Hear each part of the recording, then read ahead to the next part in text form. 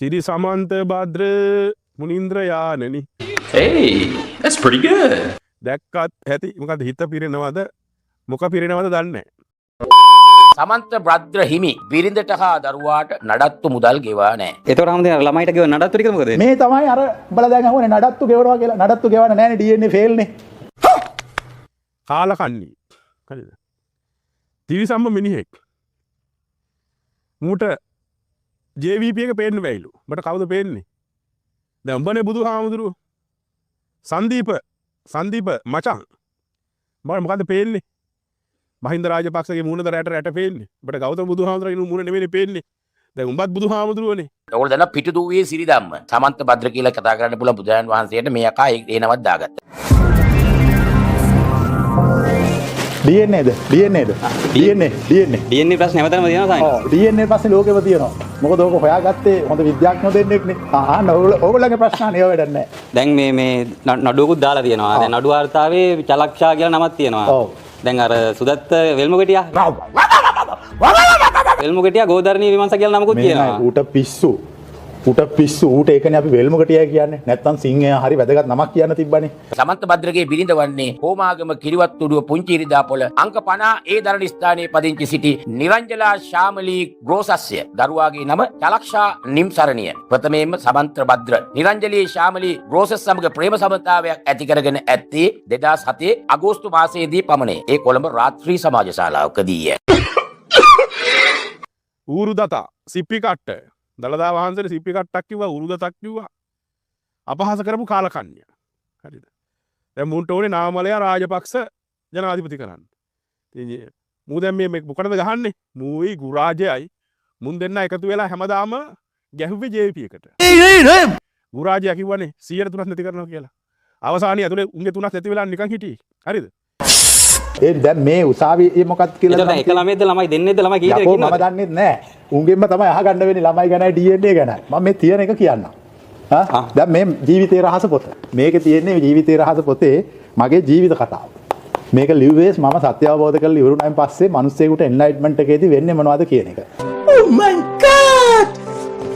නම් සමන්ත භද්‍ර යනු දැඩි ලෙස කාන්තා ඇසුරට ලොල් වී රාත්‍රී සමාජ ශාලාවල සැරිසරන චරිතයකි. නිරංජලා ශාමලියේ ග්‍රෝසස්ද රාත්‍රී සමාජ ශාලාවක සේවය කළ තැනැත්තියකි. එහි ප්‍රතිඵලයක් වශයෙන් නිරංජලා ශාමලියේ සේවය කළ කොළඹ රාත්‍රී සමාජ ශාලාවට නිතර දෙවේලේ රාත්‍රියට සමන්ත භද්‍ර සිවිල් ඇඳුමින් සැරසී එහි යෑම නිසා දෙදෙනා හඳුනාගෙන කතා බහ කර අවසානයේ පෙම්වතුන් බවට පත් වී තිබේ. එහිදී සමන්ත භද්‍ර ඇය ඉදිරියේ මේ හිමි කියලා තියෙනවා මං කියන්නේ විතරයි. ඇය ඉදිරියේ පෙනී සිටි ඇත්තේ සංදීප යන කෙටි සිවිල් නමිනි. ඒ වන විට නිරංජලා ශාමලී පදිංචිව සිටි ඇත්තේ නුගේගොඩ නාවල විජේබා මාවතේ පිහිටි තාවකාලික නවාතැන් පොලකය. ඉතාමත් සුරූපී තරුණියක් වන නිරංජලා ශාමලී සමග ප්‍රේම සබඳතාවයක් ඇති කරගත් පසු සමන්ත භද්‍ර නිතරම ඇය පදිංචිව සිටි නුගේගොඩ නාවල විජේබා මාවතේ පිහිටි නිවසට හොර රහසේ යෑමට පටන්ගෙන ඇත.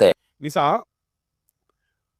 මුතානිකර පට්ට හොරෙක් රාජපක්ෂලගේ කළු සල්ලි ටික සුදු කරන. දැන් මුන්ට රාජපක්ෂලගෙන් කෑම බීම යාන වාහන ඊළඟට මුන්ගේ උමන්දාවේ වැඩට හමුදාව සේරම දුන්නනේ. පන්සලට ගෑනු මූ ළමයි හදලා නිරංජලා ශාමලී උඹේ ගෑණි. චලක්ෂා නිම්සරණි උඹේ දුව. හරි? ඕක තියලා ගෙදර ඵලයක්. ඕක තියලා ගෙදර ඵලයක් මහානායකලා බුදි. ඔන්න DNA කේස් එක කියන්න. DNA ටෙස්ට් එකක් කරන්න ඕන නීතිමය පසුබිම කුමක්ද? උසාවියේ විත්තිය හා පැමිණිලි නීතිඥයෝ සංවාද කිරීමෙන් අනතුරුව මේ ජජ් එහෙම නැත්නම් විනිසුරුවරයා තීන්දුවක් දෙනවා DNA ටෙස්ට් එක අවශ්‍යද නැද්ද කියලා. ඒක තමයි නීතිමය පදනම. තමුසෙට ඕන DNA කරන්නත් බෑ, සොපියාකට ඕන උනාට කරන්නත් බෑ, බාරෝ මාමට ඕන DNA කරන්න බෑ, වෙල්මුගටියන ඕන කරන්නත් බෑ.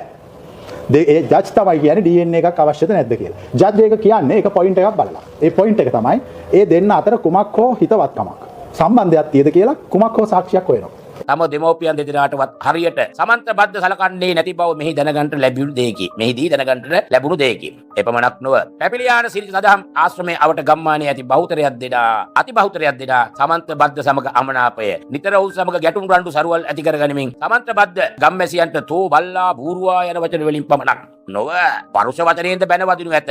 උතුම් වූ බුදුරජාණන් වහන්සේගේ බුද්ධ ධර්මයේ විකෘති කරමින් විවිධ වූ ධර්මදේශනා පැවැත්වීම පිළිබඳ සමන්ත්‍රබද්ධ අවස්ථා දෙකකදී පමණ මල්වතු පාර්ශ්වයේ මහානායක හිමි පූජ්‍ය තිබ්බටුවාවේ සුමංගල නායක ස්වාමීන් වහන්සේ විසින් සමන්ත්‍රබද්ධ දළදා මාලිගාවට ගෙන්වා දැඩි දෝෂ දර්ශනයට ලක් කරනු ලැබූහ. තවදුරටත් ධර්මයේ විකෘති නොකරන බවට වැඳ සමාව ගත්තද සමන්ත්‍රබද්ධ එම ක්‍රියාව තවමත් නතර කර නැති බවක් පෙනෙන්නට නැත. සිවුරු දමාගෙන භික්ෂුවක් ලෙස හැසිරෙන සමන්ත්‍රබද්ධගේ ක්‍රියාකලාපයේ මුළු බුද්ධ ශාසනයටම බලවත් ප්‍රශ්නයකි. නාවල නිහල්ට කියලා නිරංජලා සාමලිට උඩු පැකට් දාලා ඒ ගෑනිව හිරේ යවලා උඹේ ගෑනිනේ හිරේ යවලා මම කසාද බඳිනවා කියලා පොරොන්දු දීලා ඉඳලා චලක්සා නිම්සරණි දුව හම්බෙලා ශ්‍රීලාල් ප්‍රියන්ත කියන්නේ හරි සාක්ෂිත් එක්ක නඩු අංකත් එක්ක තියෙනවා ලක් කරා කියලා කියන්නේ දැන් ඔව් දැන් මේක තියෙන්නේ කියලා මේක තියෙන්නේ මගේ අධිමානසික සුපිරි ශක්තියකින් ඒ අම්මන්ඩි දූෂණය කරනවා කියලා. වගඋත්තරකරුගේ අධිමානසික හැකියාව නිසා බවත් වගඋත්තරකරුගේ අධිමානසික හැකියාවේ ප්‍රයෝජන ගන්න මිල්ලුම්කාරී පාසල් යවන අවදී සිට පොඩි කාලෙක නෙවෙයි. අන්න ඒක. අවුරුදු 40ක විතර. ගාල් ඉන්න කාලේ නම් මේ මම දිගට ප්‍රයෝජන කරලා මම දන්නෙත් නෑ. සියලුම යාට වෙච්ච ලිංගික අතවරයන්ට වගඋත්තරකරුගේ කියන්නේ මගේ අධිමානසික තමසේ පරිස්සම් වෙනවා මගේ.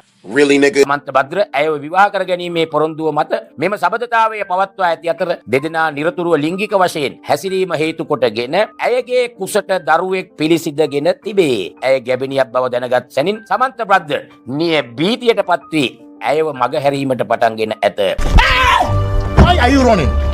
Why are you running? නිල් කටරටු සමන්ත සල්ලි ඉතින් උඹට කොහොම රාජපක්ෂලගේ කළු සල්ලි ටික උඹට දෙනවා සුදු කරන්න. හරි?